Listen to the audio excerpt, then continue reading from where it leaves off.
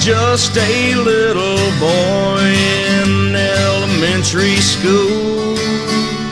English and math and science class, learning the golden rule. I learned how to add and how to subtract, how to multiply and divide. I learned about bugs and I learned about plants, and I learned how to read and write. But my most favorite class of all was my last class of the day, when my history teacher would tell us tales of old times long gone away. I was amazed at the way she knew all the people and their names and the places and the dates. That's when I first learned about General Lee and his 13 rebel states.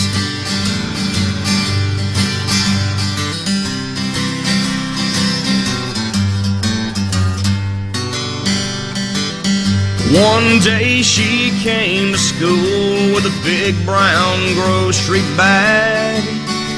She opened it up, we all helped her hold up this great big egg-shaped flag. She said, "Class, now only a fool will tell you this flag is a symbol of hate. It represents the men who fought and died with pride for our Confederate States. Your assignment tonight, I want you to write, I want you to pretend that one of these brave men came back to life. Now what would you say to him?" Well, the school bell rang and I thought as the bus carried me across town.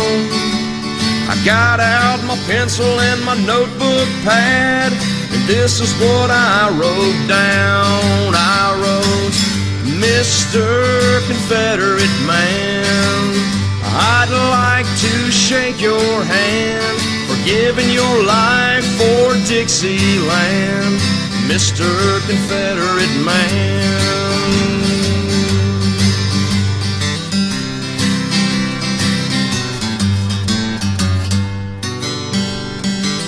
The next day in history class, I put my paper on the teacher's desk. Then she called me up in front of everyone because she said she liked mine the best. As I walked up to the head of the class, my teacher smiled and she nodded at me. Then I saw a tear roll down her cheek as I began to read. I read, "Mr. Confederate Man, I'd like to shake your hand for giving your life for Dixieland, Mr. Confederate Man."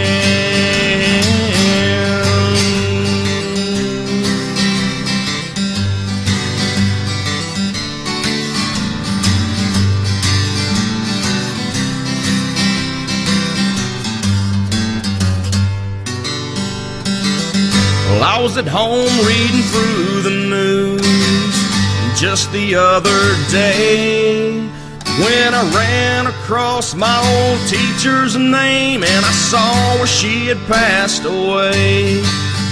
With a bittersweet smile, I looked up at my wall, a wrinkled paper in an old wood frame, where underneath penciled words almost faded away, she had marked a great big red A. Plus, "Mr. Confederate Man, I'd like to shake your hand for giving your life for Dixieland, Mr. Confederate Man." I wrote, "Mr. Confederate Man, I'd like to shake your hand for giving your life for Dixieland, Mr. Confederate Man."